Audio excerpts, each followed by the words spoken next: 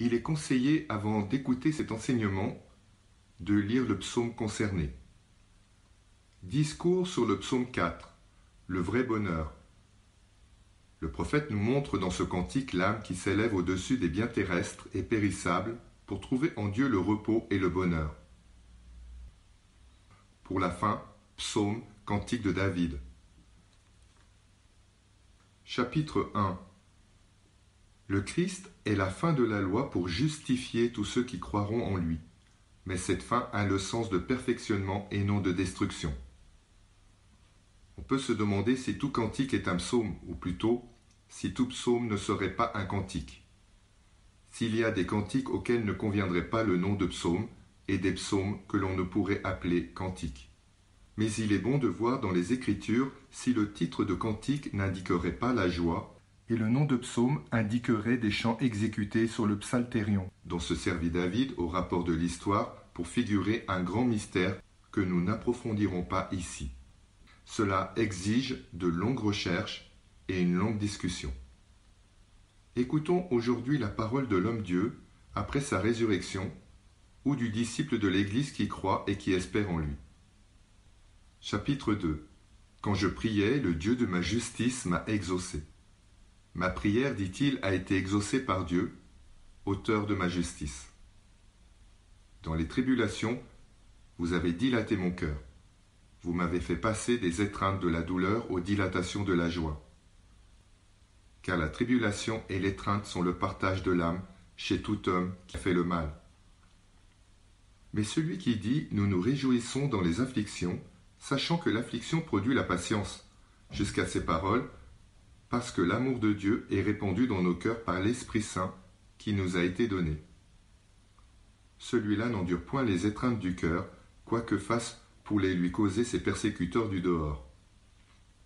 Le Verbe est à la troisième personne, quand le prophète s'écrie « Dieu m'a exaucé », et à la seconde, quand il dit « Vous avez dilaté mon cœur ». Si ce changement n'a point pour but la variété ou l'agrément du discours, on peut s'étonner qu'il ait voulu d'abord proclamer devant les hommes qu'il a été exaucé, puis interpeller son bienfaiteur. Sans doute qu'après avoir dit qu'il a été exaucé dans la dilatation de son cœur, il a préféré s'entretenir avec Dieu, afin de nous montrer par là que dans cette dilatation du cœur, Dieu lui-même se répand dans notre âme qui s'entretient avec lui intérieurement. Ceci s'applique très bien aux fidèles qui croient en Jésus-Christ et en reçoit la lumière. Mais je ne vois point comment nous pourrions l'entendre de notre Seigneur, puisque la divine sagesse unie à son humanité ne l'a point abandonné un instant.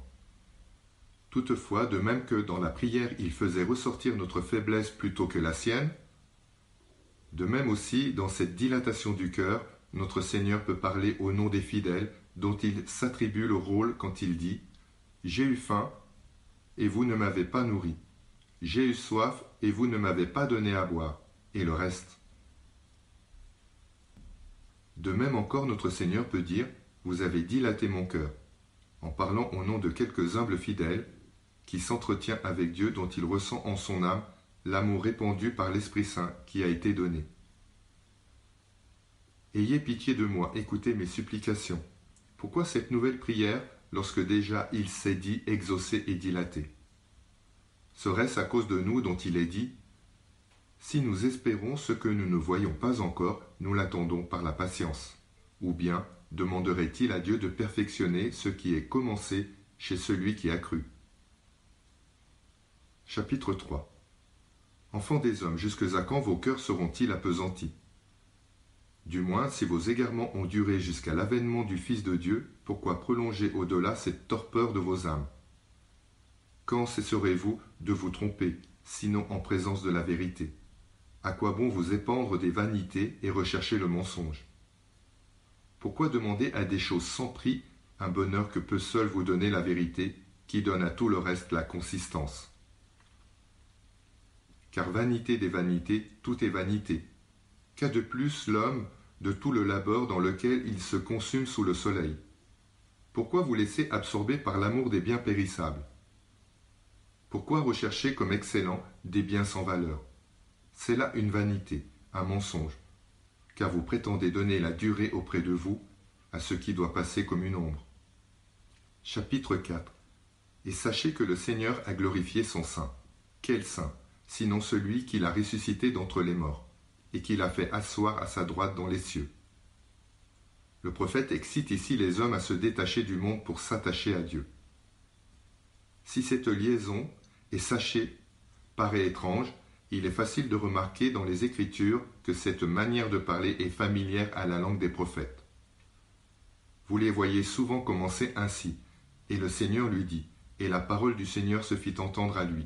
Cette liaison qui ne précède aucune pensée et qui ne peut y rattacher la pensée suivante nous montrerait la transition merveilleuse entre l'émission de la vérité par la bouche du prophète et la vision qui a lieu dans son âme.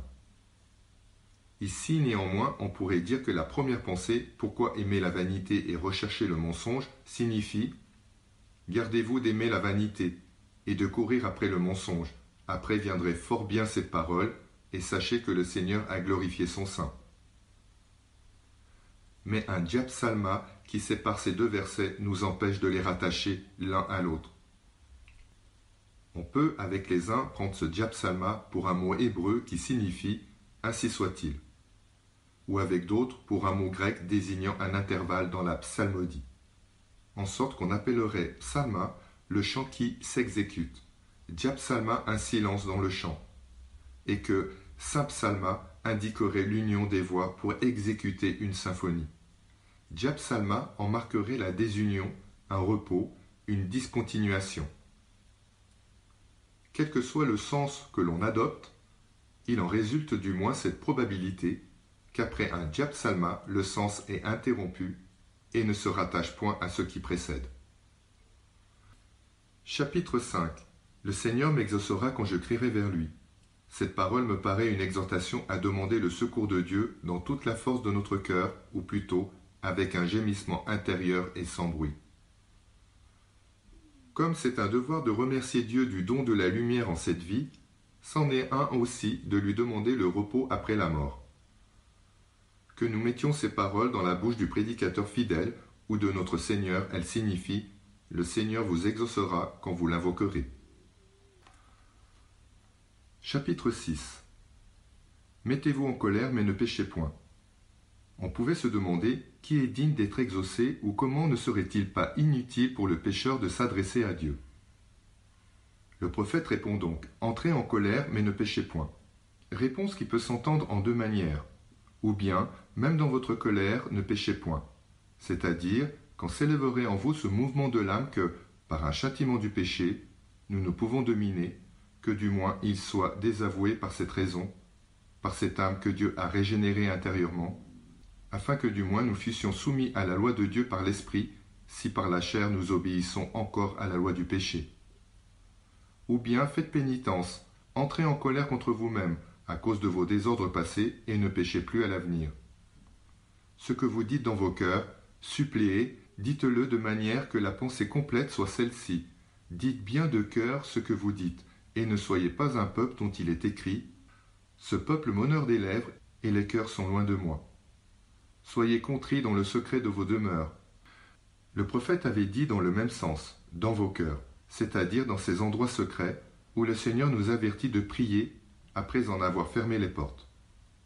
Ce conseil, soyez contrits, ou bien recommande cette douleur de la pénitence qui porte l'âme à s'affliger, à se châtier elle-même, pour échapper à cette sentence de Dieu qui la condamnerait au tourment, ou bien c'est un stimulant qui nous tient dans l'éveil, afin que nous jouissions de la lumière du Christ. Au lieu de repentez-vous, d'autres préfèrent ouvrez-vous, à cause de cette expression du psautier grec, katanuget, qui a rapport à cette dilatation du cœur nécessaire à la diffusion de la charité par l'Esprit Saint. Chapitre 7. Offrez un sacrifice de justice et espérez au Seigneur. Le psalmiste a dit ailleurs, le sacrifice agréable à Dieu est un cœur contrit. Alors un sacrifice de justice peut bien s'entendre de celui qu'offre une âme pénitente. Quoi de plus juste que de s'irriter plutôt contre ses propres fautes que contre celles des autres, et de s'immoler à Dieu en se châtiant. Ou bien, par sacrifice de justice, faudrait-il entendre les bonnes œuvres faites après la pénitence, car le diapsalma placé ici pourrait fort bien nous indiquer la transition de la vie passée à une vie nouvelle. en sorte que le vieil homme étant détruit, ou du moins affaibli par la pénitence, l'homme devenu nouveau par la régénération offre à Dieu un sacrifice de justice, quand l'âme purifiée s'offre et s'immole sur l'autel de la foi pour être consumée par le feu divin ou par le Saint-Esprit. En sorte que offrir un sacrifice de justice et espérer dans le Seigneur reviendrait à dire « Vivez saintement, attendez le don de l'Esprit Saint, afin que vous soyez éclairés par cette vérité à laquelle vous avez cru. » Chapitre 8. Néanmoins, espérer dans le Seigneur est encore obscur. Qu'espérons-nous sinon des biens? Mais chacun veut obtenir de Dieu le bien qu'il préfère, et l'on trouve rarement un homme pour aimer les biens invisibles, ces biens de l'homme intérieur, seuls dignes de notre attachement, puisqu'on ne doit user des autres que par nécessité, et non pas y mettre sa joie. Aussi le prophète, après avoir dit « Espérer dans le Seigneur », ajoute avec beaucoup de raison, beaucoup disent « Qui nous montre des biens ». Discours et questions que nous trouvons journellement dans la bouche des insensés et des méchants qui veulent jouir ici-bas d'une paix, d'une tranquillité que la malignité des hommes les empêche d'y trouver.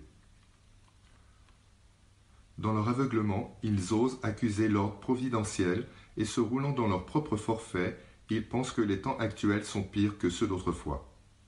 Ou bien, aux promesses que Dieu nous fait de la vie future, ils opposent le doute et le désespoir, et nous répètent sans cesse « Qui sait si tout cela est vrai ?» ou « Qui est revenu d'entre les morts pour nous en parler ?» Le prophète expose donc admirablement, et en peu de mots, mais seulement aux yeux de la foi, les biens que nous devons chercher. Quant à ceux qui demandent « Qui nous montrera la félicité ?» il répond « La lumière de votre face est empreinte sur nous, ô Dieu, cette lumière qui brille à l'esprit et non aux yeux, et tout le bien réel de l'homme. Selon le prophète, nous en portons l'empreinte, comme le denier porte l'image du prince. Car l'homme à sa création reflétait l'image et la ressemblance de Dieu, image que défigura le péché. Le bien véritable et solide pour lui est donc d'être marqué de nouveau par la régénération. Tel est, je crois, le sens que de sages interprètes ont donné à ce que dit le Sauveur en voyant la monnaie de César. Rendez à César ce qui est de César et à Dieu ce qui est de Dieu.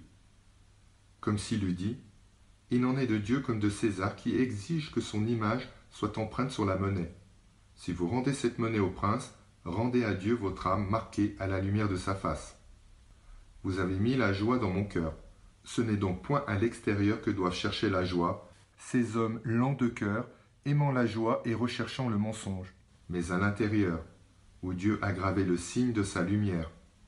Car l'apôtre l'a dit, le Christ habite chez l'homme intérieur, auquel il appartient de voir cette vérité dont le Sauveur a dit « La vérité, c'est moi ». Il parlait par la bouche de saint Paul qui disait « Voulez-vous éprouver le pouvoir de Jésus-Christ qui parle en moi ?» Et son langage n'était point extérieur, mais dans l'intimité du cœur, dans ce lieu secret où nous devons prier. Chapitre 9. Mais les hommes en grand nombre, épris des biens temporels, incapables de voir dans leur cœur les biens réels et solides, n'ont su que demander. Qui nous montrera les biens? C'est donc avec justesse que l'on peut appliquer le verset suivant. Ils se sont multipliés à la récolte de leur froment, de leur vin et de leur huile. Et il s'est dit leur froment. Ce n'est pas sans raison, car il y a aussi un froment de Dieu, qui est le pain vivant descendu du ciel. Il y a un vin de Dieu, puisqu'ils seront enivrés dans l'abondance de sa maison. Il y a aussi une huile de Dieu, dont il est dit, « Votre huile a parfumé ma tête ». Ces hommes nombreux qui disent, « Qui nous montrera les biens ?» et ne voient pas le royaume de Dieu qui est en eux-mêmes, se sont donc multipliés par la récolte de leur froment, de leur vin et de leur huile. Se multiplier, en effet, ne se dit pas toujours de l'abondance, mais quelquefois de la pénurie, alors qu'une âme enflammée pour les voluptés temporelles d'un désir insatiable devient la proie des pensées inquiètes qui la partagent et l'empêchent de comprendre le vrai bien qui est simple. C'est d'une âme en cet état qu'il est dit « le corps qui se corrompt appesantit l'âme », et cette habitation terrestre accable l'esprit d'une foule de pensées. Partagé par cette foule innombrable de fantômes que lui causent les biens terrestres, s'approchant d'elle sans relâche pour s'en éloigner, ou la récolte de son froment, de son vin et de son huile, elle est loin d'accomplir ce précepte. Aimez Dieu dans sa bonté et recherchez-le dans la simplicité de l'âme. Cette simplicité est incompatible avec ses occupations multiples. mais à l'encontre de ces hommes nombreux qui se jettent sur l'appât des biens temporels et qui disent « Qui nous montrera les biens que l'on ne voit point des yeux, mais qu'il faut chercher dans la simplicité du cœur ?» L'homme fidèle dit avec transport « C'est en paix que je m'endormirai dans le Seigneur et que je prendrai mon repos. » Il a droit d'espérer en effet que son cœur deviendra étranger aux choses périssables, qu'il oubliera les misères de ce monde, ce que le prophète appelle justement un sommeil et un repos, et ce qui est la figure de cette paix que nul trouble n'interrompt. Mais un tel bien n'est point de cette vie. Nous devons l'attendre seulement après la mort, comme nous l'enseignent encore les paroles du prophète, qui sont au futur, car il n'est pas dit « J'ai pris mon sommeil, mon repos, non plus que je m'endors, je me repose, mais bien, je dormirai, je prendrai mon repos.